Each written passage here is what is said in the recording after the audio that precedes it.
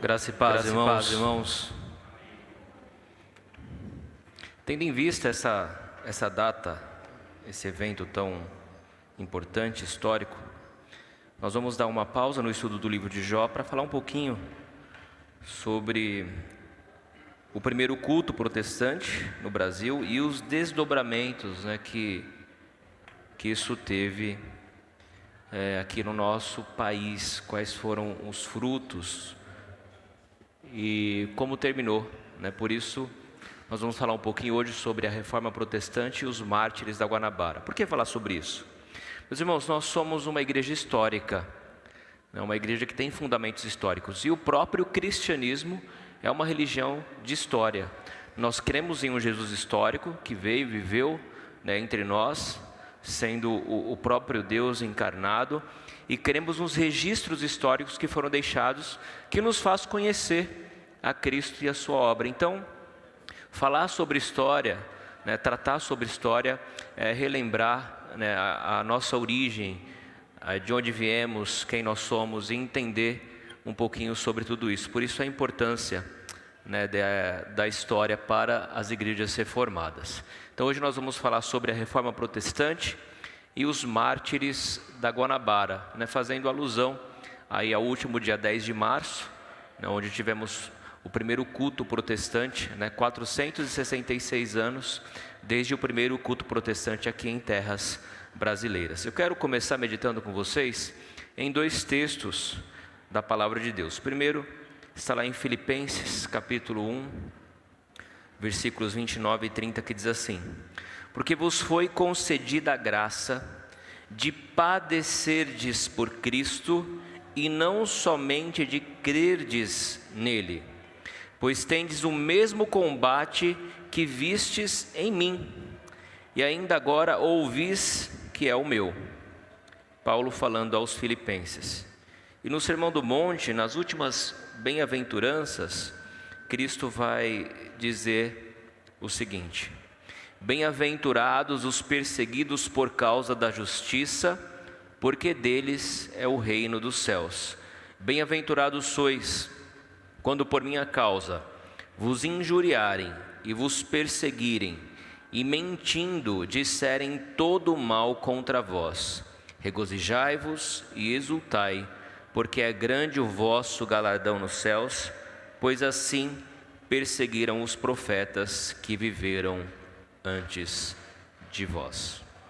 Meus irmãos, se há uma coisa que nós precisamos entender, inclusive foi lido no texto da liturgia do presbítero Jefferson, lá em 2 Timóteo 3,12, se nós quisermos viver uma vida cristã verdadeira, genuína, de acordo com os princípios e padrões morais, bíblicos, em conformidade com a vontade de Deus, você pode ter certeza de uma coisa: você vai estar lutando contra todo um sistema, contra um mundo que é contrário a esses princípios e esses valores, com um mundo que não vai entender que você precisa ser honesto, que você precisa ser íntegro, que você precisa ver o bem do seu próximo e não apenas os seus próprios interesses. E quando você decidir viver resolutamente esta vida piedosa, esta vida cristã, tenha certeza de que de alguma maneira, de alguma forma, você há de ser perseguido. Pessoas que lidam com o contexto escolar, diretoria de ensino, é assim ou não é? Diante de coisas erradas, muitas vezes a gente tem que se posicionar. E quando você se posiciona, você vai encontrar, de alguma forma, perseguição, retaliação. E é assim em qualquer âmbito, Se você quiser viver uma vida piedosa, que glorifica a Deus, de acordo com os padrões, com os princípios da palavra de Deus, certamente, de alguma maneira, você vai ser perseguido. E foi assim, com os primeiros calvinistas que vieram ao Brasil para espalhar a fé reformada. Eles vieram com o seu sistema apoiado na palavra de Deus, mas não foram aceitos, e por isso eles foram martirizados, sofreram aí o martírio por causa da sua fé. Mas qual que é a visão que nós temos que ter disso? Diante das perseguições, o crente tem que ficar assustado, tem que ficar nervoso, com medo, diante dessas perseguições. Qual é a nossa reação? como reagiram os primeiros mártires, né, calvinistas que vieram ao Brasil e entregaram a sua vida em favor da defesa da fé.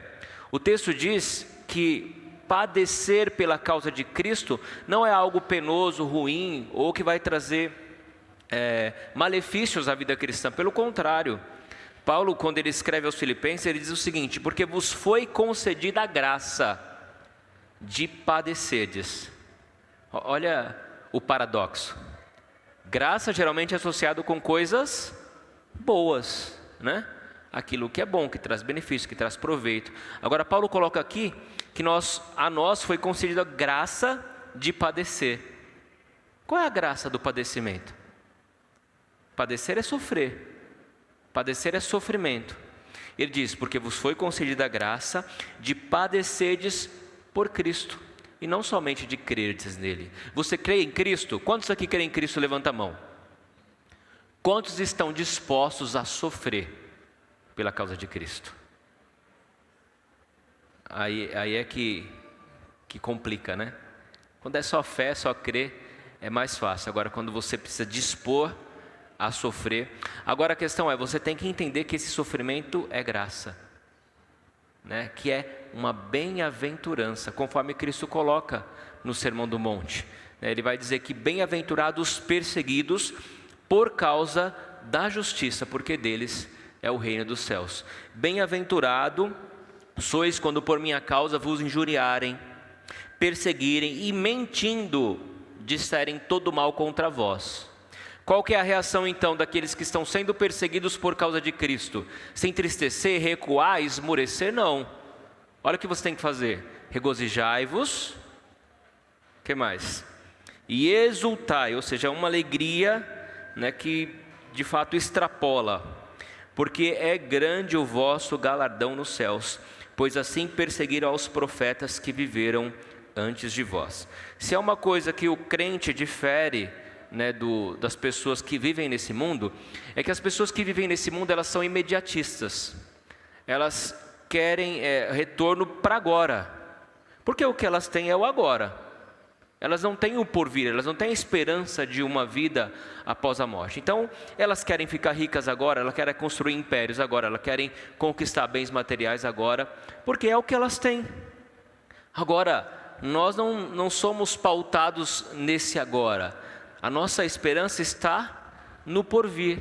E por isso que o crente, quando perseguido, quando padece, entende que isso é graça. Por quê? Porque o nosso galardão, que não é para este tempo, para este mundo, está guardado aonde? Nos céus. A glória do crente é o porvir.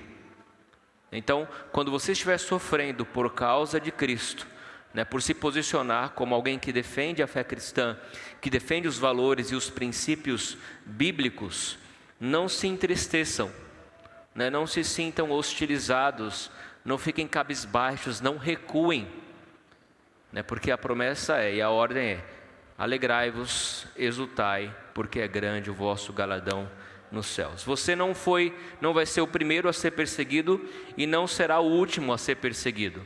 Muitos que vieram antes de nós, ele fala aí, né, os profetas, aqueles que vieram antes de nós, também foram perseguidos, também sofreram, né, por causa de Cristo. E assim foi com os mártires da Guanabara. 3 homens, né, que entregaram as suas vidas depois que fizeram uma confissão de fé. Eles fizeram essa confissão de fé e ficou conhecida como a confissão de fé da Guanabara. Esses 3 homens foram enforcados, né, amarrados, atados os pés e as mãos e atirados ao mar para morrerem afogados, né, asfixiados.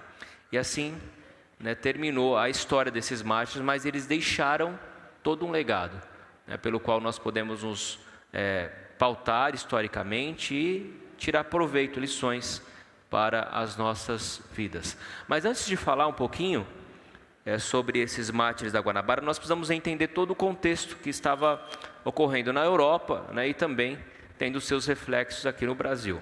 O século XVI foi marcado por uma profunda mudança no contexto social, político e econômico do mundo conhecido da época, né, principalmente na Europa. E nós temos um grande evento nesse século, que é o século XVI, que é a Reforma Protestante. Segundo Nichols, a Reforma Protestante foi um dos maiores movimentos religiosos de todos os tempos. Então é importante nós examinarmos esse evento para entender como que esses homens vieram parar aqui no nosso país, né, logo no primeiro período, né, do Brasil colonial enquanto colônia de Portugal. Então, dentro do contexto político, nós temos aí o surgimento dos estados independentes. Pequenas regiões começaram a eleger os seus príncipes, né, os seus governadores, e isso tirou o poder, né, centralizado nas mãos do imperador romano. Então, pequenos estados independentes surgiram e o poder que era centralizado em Roma acabou perdendo o controle e o domínio. E também o poder da igreja. Nós precisamos entender que no contexto do período medieval, a igreja, né, católica apostólica romana era muito forte. Ela era envolvida não apenas com a vida espiritual dos fiéis, isso não era de fato, mas com todo o poder, a máquina política, né, que regia o mundo então. Então nós tivemos a descentralização do poder de Roma e a descentralização do poder da igreja. E este movimento, né, conflitava não apenas com os interesses do Papa, do rei, mas também com os interesses do Papa. Os poderes da época, desde então foram colocados em xeque diante do surgimento desses estados independentes. Do ponto de vista econômico, meus irmãos, nós precisamos entender que nesse período houve um grande desenvolvimento do comércio por conta da formação das cidades, do agrupamento das pessoas, né, formavam as cidades, e com as cidades o comércio. E com o comércio surgiu uma nova classe. Qual que era o sistema de relação social da Idade Média?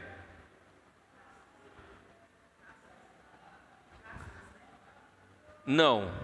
Havia um sistema que regia, né, como sistema feudal. Sim, o sistema feudal. Como funcionava o sistema feudal? Lembram-se de suzerania e vassalagem?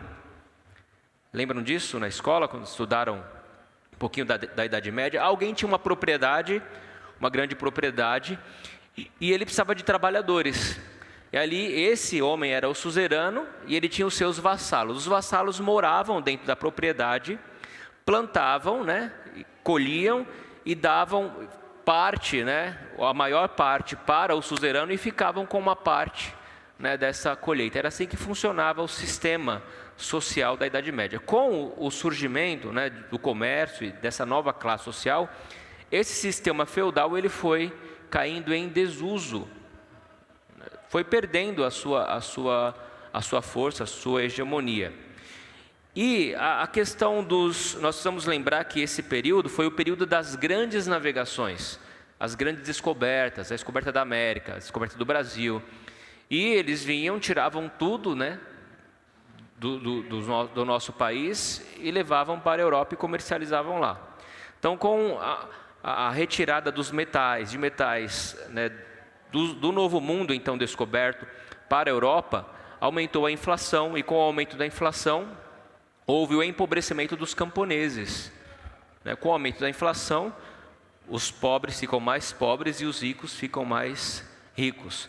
Isso aí gerou um ambiente propício para revoluções, né, para revoltas. E aqui nós temos, no campo dos movimentos sociais, que funcionaram como propulsores para o movimento da Reforma Protestante, pode destacar o movimento renascentista, que compreende os séculos XIV, XV e XVI, que foi o movimento das grandes descobertas, né, do avanço na área da ciência, da medicina, da astronomia, né. Foi um período de grande efervescência cultural, social e produção artística. E dentro desse movimento, nós compreendemos como período renascentista, teve um movimento que foi importantíssimo, que foi o humanismo. O que o humanismo fez? O humanismo, ele tinha um lema. Qual que era o lema do humanismo? O homem é o centro de todas as coisas. O homem pelo homem, para o homem. Tirou-se, né, o poder da igreja de ditar todas as coisas, de ditar as regras, de falar como funciona o mundo, de dar explicações, né? A ciência começou a ganhar muito mais atenção, e a ciência é descoberta através do homem. Então o homem passa a habitar no centro de todas as coisas, e Deus, e com isso, né, a igreja que tinha autoridade para falar sobre Deus, também perde o seu poder, a sua habilidade de explicar todas as coisas. Isso parece soar estranho, né? Colocar o homem no centro. Nós sabemos que Deus é o centro de todas as coisas, mas para o contexto da época isso foi importante. Foi importante porque fez com que as pessoas despertassem para enxergar a igreja e aquilo que ela ensinava com olhares mais críticos, né? Com um olhar crítico, e não apenas aceitar tudo que era imposto pela igreja.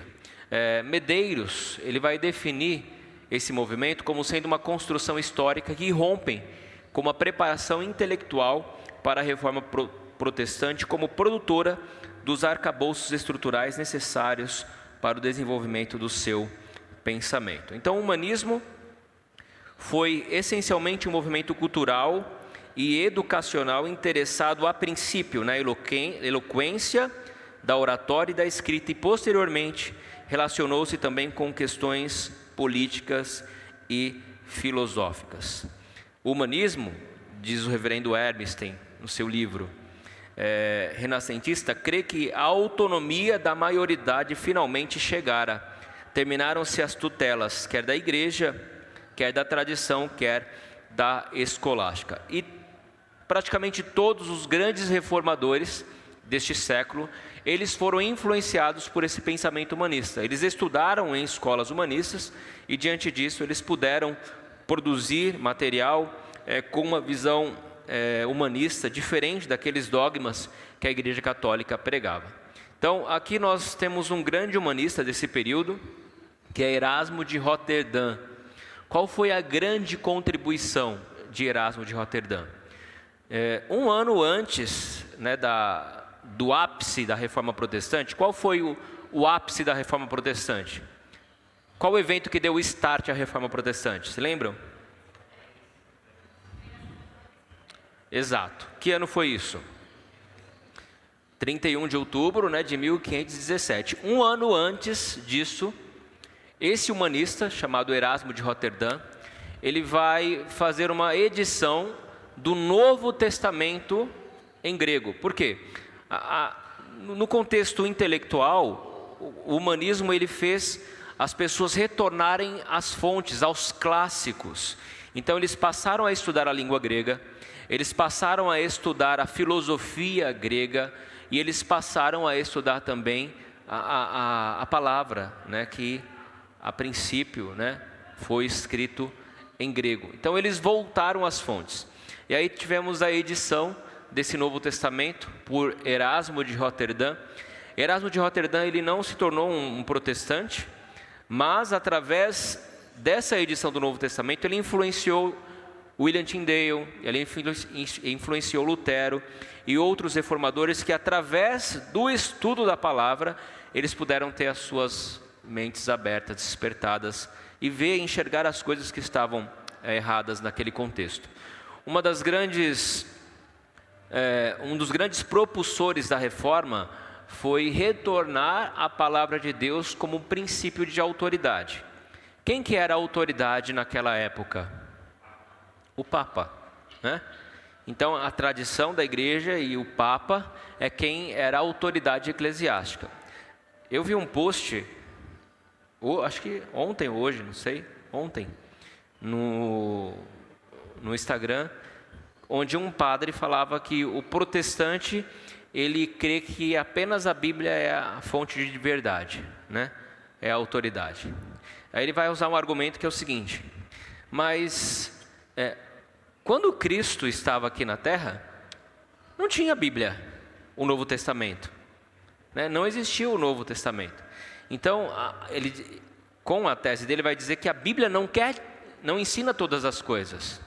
Na Bíblia, por exemplo, você não vê que você deve orar pelos mortos. Na Bíblia, por exemplo, você não vê a questão da veneração aos santos. Isso é uma tradição oral da igreja. Então ele vai defender que a tradição oral tem tanto valor quanto a palavra de Deus, né? E por isso as perversões da Igreja Católica, né? Através de ensinos equivocados que vêm de homens e não de Deus, e toda essa perversão que nós vimos e que era muito mais presente, né, no período da Reforma Protestante. Mas o que se resgatou nesse período foi o valor da Bíblia como autoridade, como palavra de Deus.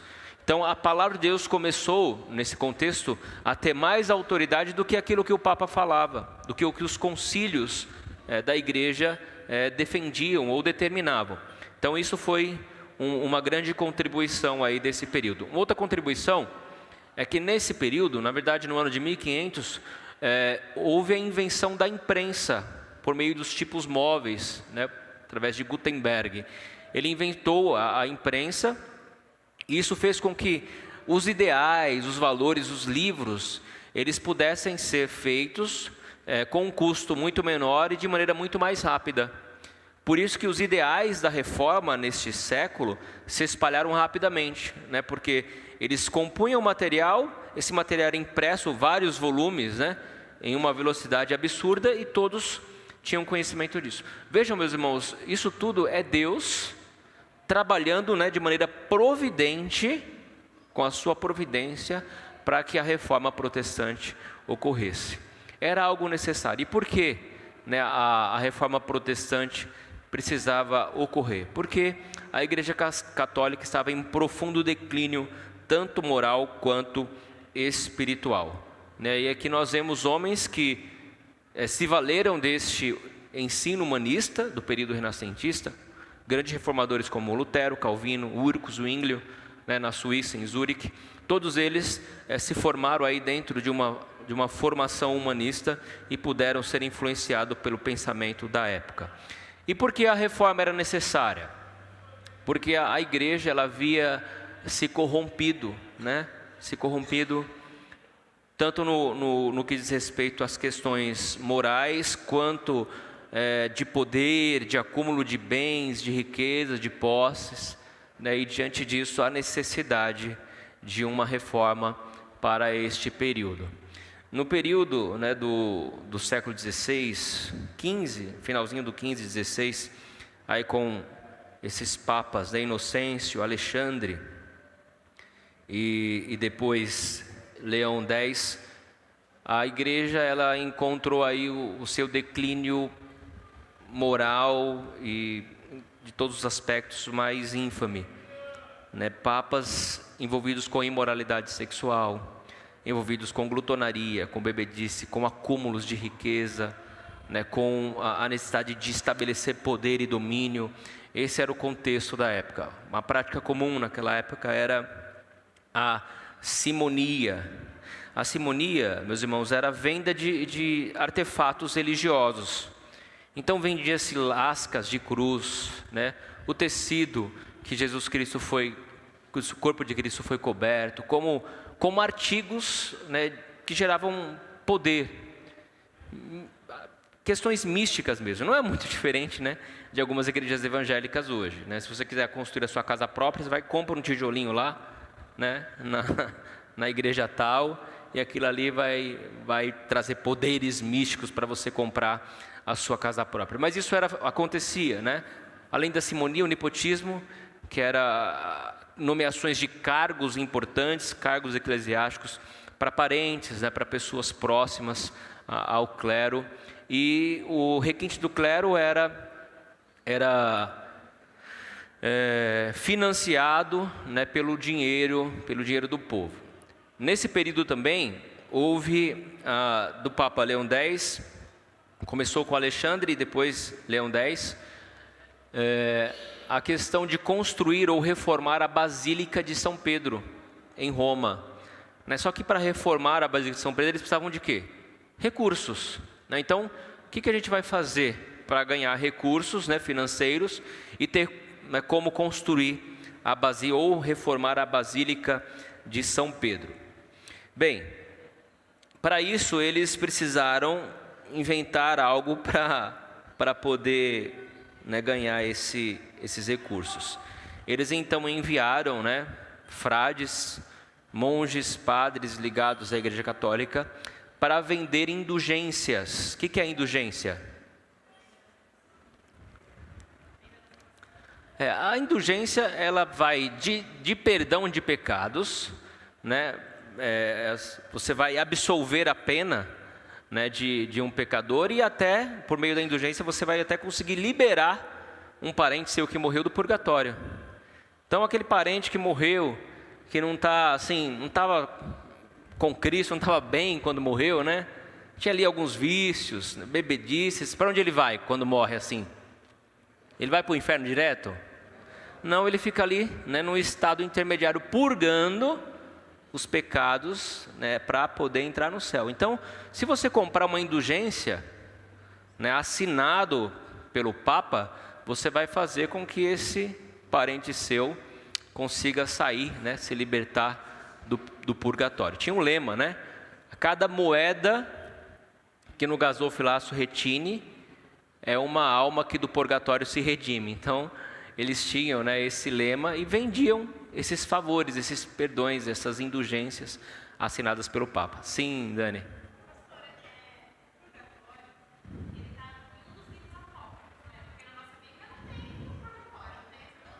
Não.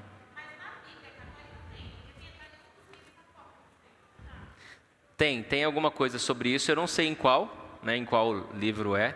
Eu não li os apócrifos, mas eles têm alguma coisa relacionada nesse sentido. Eles não tiraram do nada.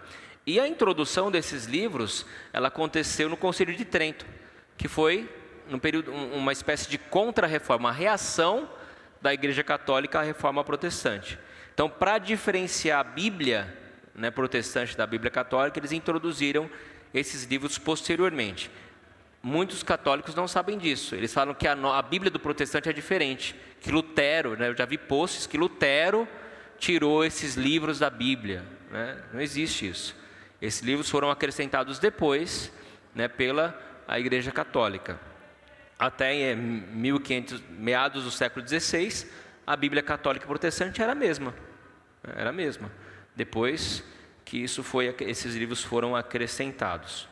Então, Gonzales vai caracterizar esse período como a decadência da autoridade da hierarquia eclesiástica e afirma que Alexandre VI e Leão X, com esses homens, a simonia, o nepotismo, a venda das indulgências haviam se tornado comuns e elevados a extremos jamais vistos. Isso durante o período que compreende o início do século XVI, criando então o cenário ideal para o surgimento da Reforma Protestante.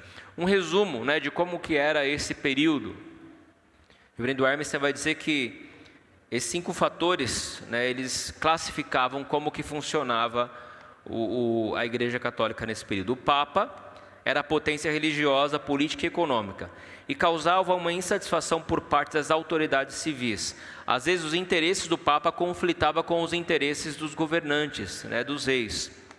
Segundo lugar, a corrupção política, moral e econômica por parte do clero provocou um sentimento anticlerical. Terceiro, havia uma carência espiritual crescente por parte da população. A igreja é edificada principalmente por meio do quê? Da palavra, da pregação da palavra de Deus. Isso é muito claro para nós. Mas as pregações, as prédicas eram em latim. Quem que entendia latim? Ninguém, né? A igreja não era edificada, então havia uma carência, não tinha-se cuidado, né, pastoral com as pessoas naquele período. E isso com o aumento das cidades, né, com o aumento populacional, e as pessoas se sentiam abandonadas. A igreja católica era a igreja do medo, né? Olha, você vem para a igreja, senão você vai para o inferno. Então as pessoas buscavam, né, a igreja não porque elas tinham desejo de prestar culto a Deus, mas com medo, né, das ameaças que a igreja impunha. A Inquisição, né, eliminava as tentativas de reforma, queimando até mesmo inocentes, e os cultos eram marcados por um ritualismo vazio e supersticioso. Então nós temos aí, né, a negligência pastoral, a cidade sem assistência, o ensino precário, né, o povo não conhecia o Evangelho, não conhecia a Cristo. E esse é bem, nós estamos contextualizando, né, voltando ao contexto histórico, para entender como esses homens vieram parar aqui. E um dos reformadores, né, da segunda geração de reformadores, é João Calvino. João Calvino foi quem enviou, né, esses missionários ao Brasil para serem os pioneiros na pregação do Evangelho aqui no nosso país. João Calvino nasceu em Noyon, na França, em 1509, faleceu em 1564. Era filho de um advogado, teve, né, um acesso à educação que o tornara nobre. Ele decide, né, por vontade do pai, iniciar os estudos de direito, porque o pai queria que ele fizesse isso, ele fez, obedeceu. Ele seguiu nessa carreira, mesmo que desde muito cedo ele tinha vontade de estudar teologia, de caminhar pela vida eclesiástica. Depois da morte do seu pai, ele então decide estudar teologia e se torna, né, aí declara-se oficialmente protestante no ano de 1533. Em 1534, completados seus estudos e com idade legal, Calvino decide abraçar a fé, isso aos 26 anos. E depois, um pouquinho mais tarde do que isso, ele vai publicar a sua obra, sua principal obra, que é as Institutas, né, as Institutas da religião cristã. E essa primeira obra ele vai dedicar a Francisco I, né, o rei da França. Francisco I, que também tinha certas tendências humanistas, né, estava envolvido com as grandes navegações, com as grandes descobertas, mas ainda se dizia católico. Nesse período, né, 1536, quando Calvino já está iniciando ali, né, a sua vida intelectual, a sua vida clerical, a reforma protestante já havia se espalhado por toda a Europa, pela Alemanha, né, pela França. E diante disso, qual foi a represália da igreja e do governo? Perseguição. O governo naquela época não era laico. Qual que era a religião oficial? Católica. Então todos aqueles que se declaravam contra a igreja católica, eles eram então hostilizados, perseguidos e mortos, né? Quando que houve o rompimento de fato, né, e o movimento começou a surgir? Depois da Dieta de Worms, em 1521, quando Lutero é convocado para prestar contas, né, diante dos seus escritos, e ele então é orientado a renunciar a esses escritos, ele vai dizer: eu não posso ir contra a minha consciência, a não ser que vocês me provem que eu estou errado de acordo com a palavra de Deus, eu não vou me retratar. Então, com isso, ele recebe a excomunhão oficial, né, do Papa, e ele então é afastado da igreja, ele rompe, né, definitivamente com a igreja católica. E aí começaram a surgir, né, adeptos a esse movimento, e surgiram então as primeiras igrejas oriundas da reforma protestante. Então Calvino, ele, né, na sua história aí, ele que sofre também perseguição religiosa, ele sai da França, ainda na França ele vai para uma outra cidade, para Estrasburgo. Primeiro ele passa ali por Genebra na Suíça, já havia iniciado, né, a reforma protestante com as pregações de Guilherme Farel.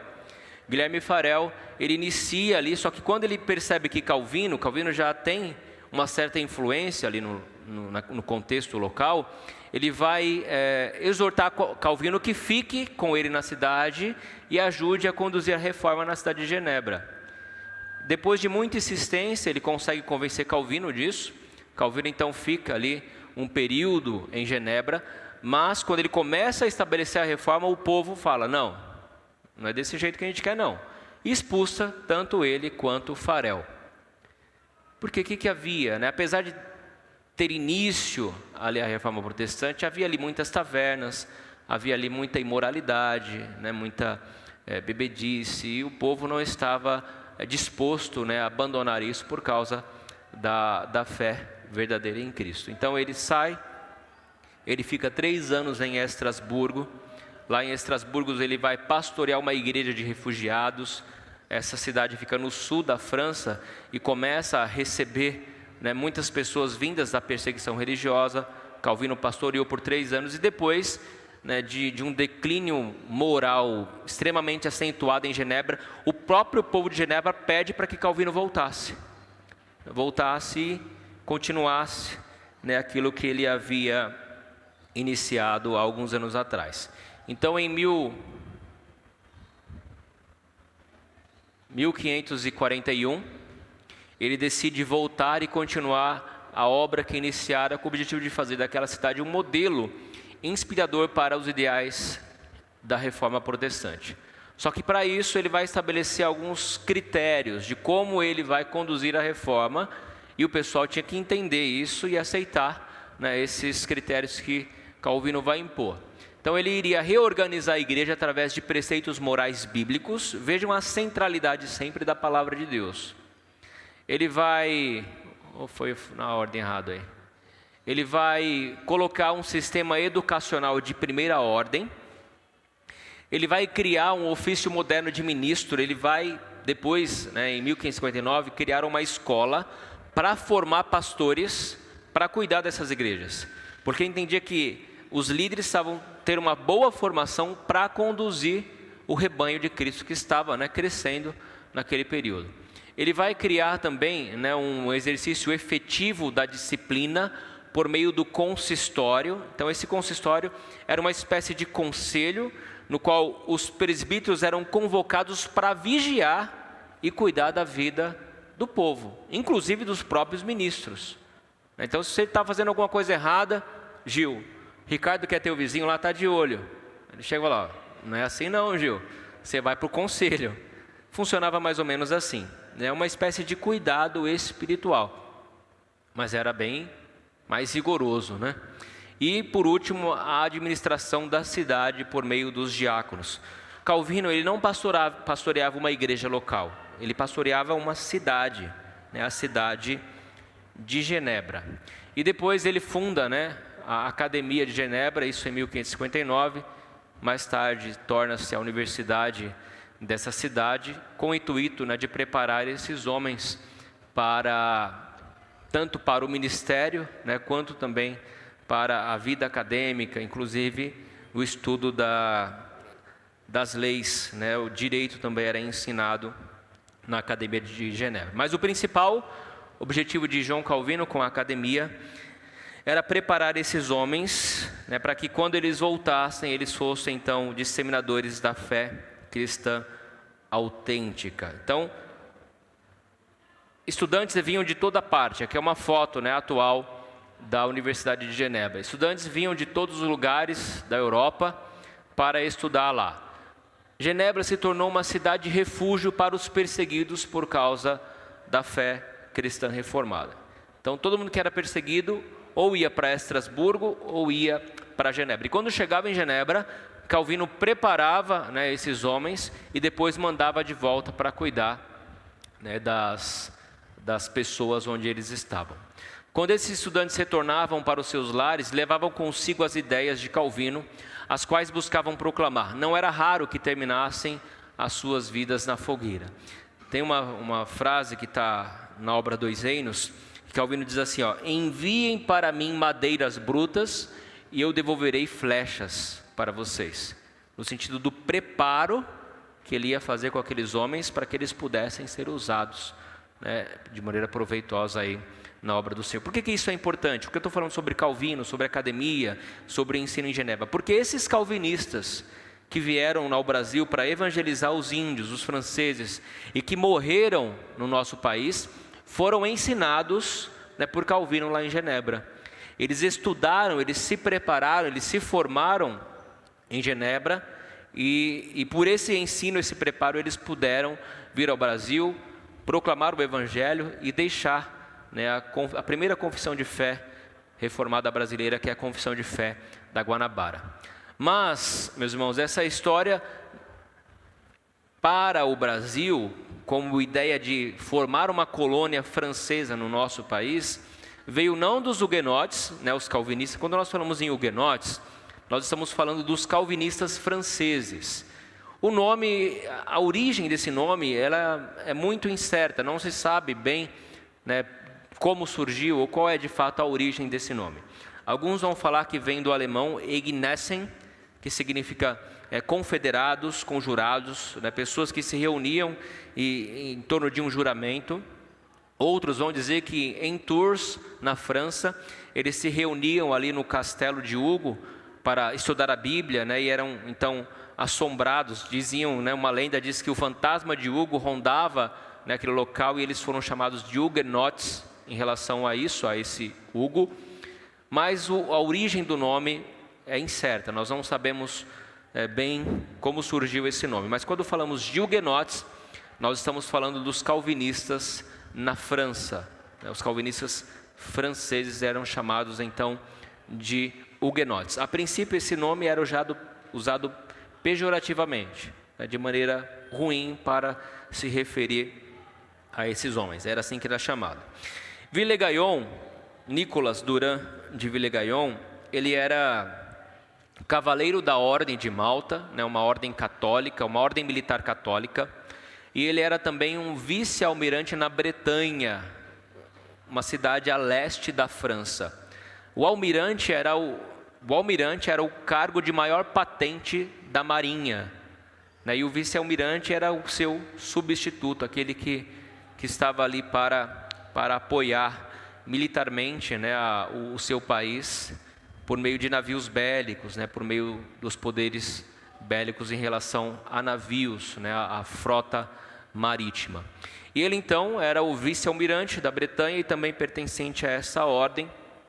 E ele, já insatisfeito, né, com a França, ele decide propor, né, em seu coração, e vai propor isso ao rei Henrique II, que ele permitisse angariar recursos para instaurar uma colônia francesa no nosso país. Então, qual que é a proposta de Villegaillon? Ele chegou para o rei: tá todo mundo indo para esse novo mundo, né? E Portugal está rico, né? Outros países estão ricos, né? A Inglaterra está rica. Então, nós precisamos pegar a nossa fatia aí nesse novo mundo. Vamos instaurar uma colônia francesa aí no Brasil. E a França sempre teve, né, os seus interesses aqui na América, tanto que vocês ficaram na Guiana, né, e lá qual que é a língua? Francês, né? Então eles sempre tiveram esse interesse, né, pela América. E eles vieram nesse ano. Ele consegue recursos ali com o rei, e ele então vem para o Brasil. A primeira expedição chega em novembro de 1555 e ele se estabelece aqui. Mas quem que ele trouxe como tripulação para iniciar a colônia francesa? Será que os franceses queriam sair do seu status quo, né, da mordomia que eles tinham lá na França, para se arriscar, se aventurar numa terra que eles não conheciam? Será que tinha muita gente disposta a fazer isso? Então, quem que ele traz, né, como tripulantes para iniciar essa colonização? Ele vai até as prisões de Rouen, na França, e também em Paris, e vai pegar os prisioneiros lá, vai falar: ó, vamos colonizar o Brasil, né? A França Antártica, como era chamado, né, a colônia francesa que era chamada de França Antártica. Então ele vem com 3 navios cheios de prisioneiros, de homens de caráter dúbio, né, estupradores, assassinos, né, homens que cometeram crimes terríveis, ladrões. Ele traz todo esse povo com ele para iniciar aqui uma tentativa de instaurar uma colônia francesa no nosso país. Quando ele chega, ele vai se estabelecer em uma das ilhas da Baía de Guanabara, que é a ilha de Sergipe. Essa ilha era uma ilha estratégica. Nós precisamos entender que Villegaillon, ele era um homem muito sábio na arte da guerra. Ele havia feito proezas militares, né, grandiosas, por isso ele tinha grande prestígio na coroa real francesa e também entre os nobres franceses. Ele então vai escolher essa ilha tinha uma localização geográfica estratégica contra o ataque dos inimigos, principalmente os portugueses, e ele então vem e se estabelece aí nessa ilha. Depois de estabelecido, ele vai construir um forte, o Forte de Coligny, e nesse Forte de Coligny, ele precisa usar muita mão de obra. Só que havia mão de obra, mas não o suficiente. O trabalho não era, o excesso de trabalho não era suficiente. Então o que aconteceu? Alguns se revoltaram, né, abandonaram Villegaillon. Chegou aqui, esses homens viam a Índia seminuas, e aí vocês imaginem o que aconteceu. Villegaillon não aceitava né, esse tipo de interação, né, entre esses homens e as índias, a não ser que eles se casassem, né? Isso começou a criar um clima de instabilidade. E muitos deixaram, né, Villa-Gaillon, a ilha, e foram para o continente. E viviam lá entre os índios. Então, o contingente de pessoas diminuiu muito na colônia. E ele precisou, então, pedir reforços, né? Só que ele viu que estava difícil conduzir esse povo. Então, ele disse assim, olha, eu preciso de gente, né? Gente piedosa, ministros que possam ensinar a Bíblia a esse povo para mudar a conduta, né, moral desse povo. Como é que as pessoas são transformadas? Por meio do quê? Do Evangelho. Então ele tinha essa consciência. Então traz ministros, traz homens aí de índoles, né, com princípios cristãos para cá. Então ele envia uma carta. Essa carta ela é primeiro destinada ao almirante Coligny, que ele tinha grande respeito. Coligny, Gaspar de Coligny, ele era um almirante da França, ocupava o cargo de maior patente da família dos Montemor, que já tinham se convertido ao protestantismo. Quando Coligny recebe essa carta, ele fica muito feliz, porque dentre os argumentos que Villa-Gaillon utilizava para trazer essas pessoas olha, eu quero fazer aqui um lugar de refúgio para os perseguidos religiosos. Então aqueles que estão sofrendo perseguição na França, vem para cá, que aqui vocês vão poder exercer livremente a religiosidade de vocês, né, sem a perseguição da Igreja Católica. E aí ele envia essa carta chega até Coligny. Coligny remete essa carta a Felipe de Courguilhéraille, o senhor Dupont, e o senhor Dupont então pede ajuda de Calvino para o envio desses homens. E esses homens então são enviados para o Brasil, 14 missionários, dentre eles, né, dois ministros, Pedro Richier e Guilherme Chartier, são enviados para cá, 2 pastores. E aqui nós temos o registro, né, nesse dia. Eles chegam na Guanabara no dia 7, eles conseguem então aportar na ilha no dia 10 de março. E no dia que eles chegaram, que eles pisaram nessa ilha, eles celebraram o primeiro culto protestante. Celebraram o primeiro culto. O primeiro culto foi celebrado então no dia 10 de março. E eu estou avançando um pouquinho, meus irmãos, para a gente conseguir abordar toda a temática, tá? E eles então ouviram a primeira prédica por Guilherme Chartier, onde ele pregou o Salmo 27, versículo 4. Uma coisa peço ao Senhor e a buscarei que eu possa habitar na casa do Senhor todos os dias da minha vida. Ele vai fazer um sermão baseado nesse versículo. E no dia 21, eles celebraram a primeira ceia. E aqui começa a controvérsia. Villa-Gaillon ora se mostrava protestante, ora se mostrava católico. Como é que os católicos entendem a Santa Ceia? O que acontece para o católico quando eles celebram a ceia? Para o católico, quando ele celebra a ceia, que está comendo a hóstia, ele está comendo literalmente o corpo de Cristo. É a doutrina da transubstanciação. O protestantismo rompe com essa ideia católica e diz que não, que esses elementos são símbolos, né, que devem ser tomados em memória de Cristo. E aqui começam os conflitos. Ele se dizia protestante, mas ele era contra algumas coisas, né, inclusive o modo de celebrar a ceia. E aí começa a controvérsia religiosa. Depois disso, os embates começam a aumentar. Havia um tal de Jean Cointre, que era muito próximo de Villa-Gaillon. Ele também era católico, então começa a acentuar as controvérsias. Depois, Villa-Gaillon recebe uma carta do cardeal de Lorena. Esse cardeal era o partido católico na França, com exortações dizendo, olha, você não pode abandonar o catolicismo para seguir a religião protestante. E aí ele muda completamente a sua tratativa com os missionários. Ele começa a diminuir o horário de culto, não participa mais, né, dos cultos, vez ou outra ele aparece. E a insatisfação foi tamanha que a hostilidade cresceu de tal forma que os missionários não tinham mais comida, ele não dava mais a porção diária, né, para os calvinistas. O que eles fizeram? Saíram do continente e saíram da ilha e foram para o continente e viveram, né, durante um período entre os índios, entre os nativos. E Jean Delery, que escreve um livro, né, Viagem a terra do Brasil, ele vai dizer que os índios trataram melhor, né, eles do que o próprio Villegagnon, né, o seu conterrâneo. Trataram eles, né, de maneira mais humana do que o próprio Villegagnon. E depois um navio volta para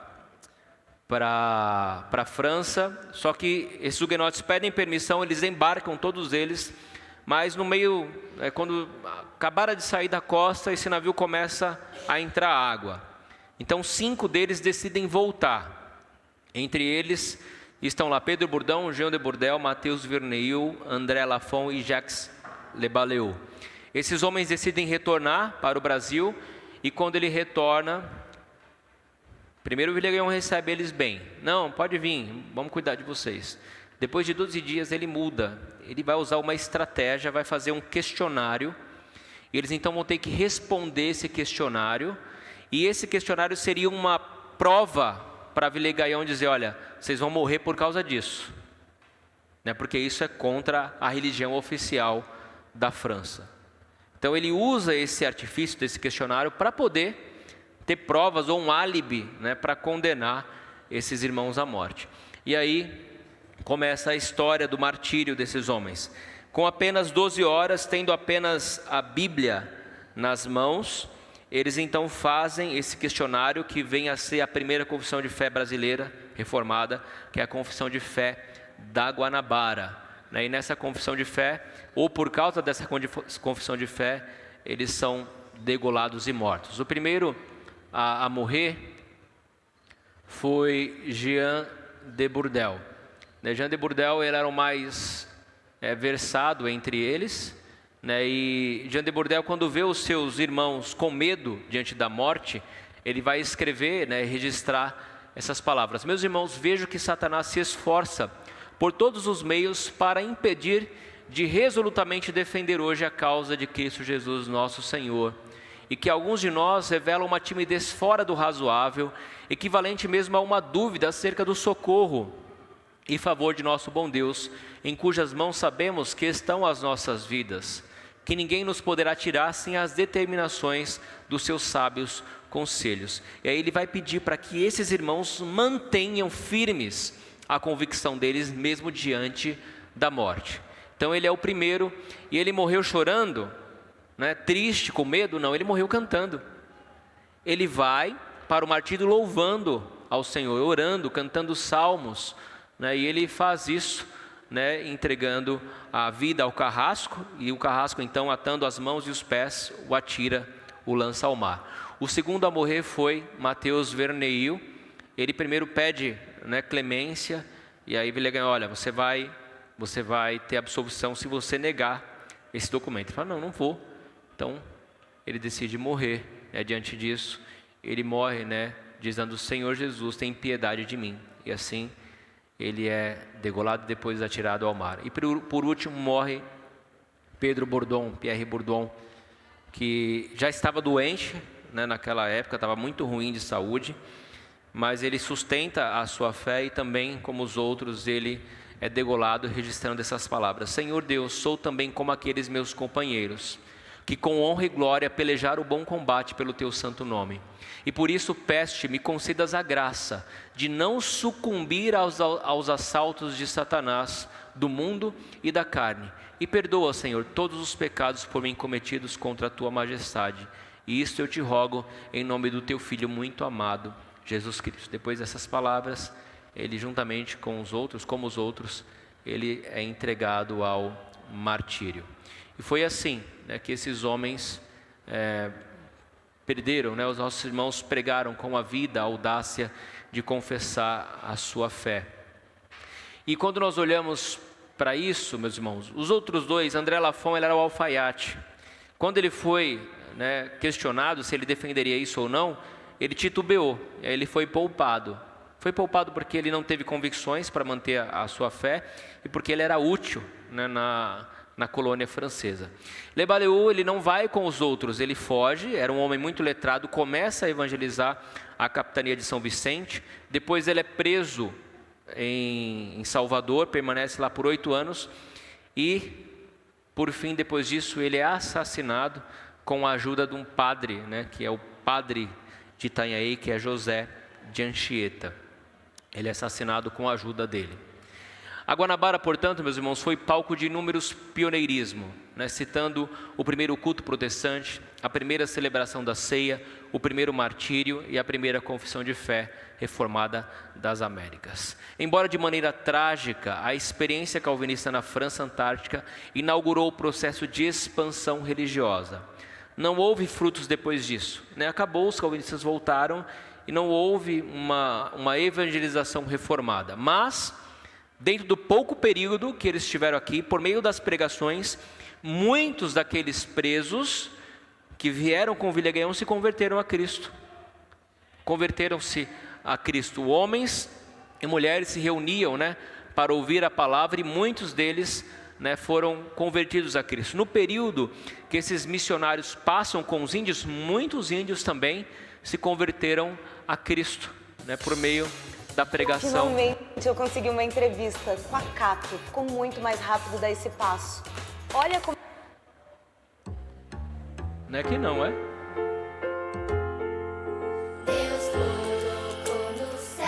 Calma, minha irmã, não vou solar agora, não.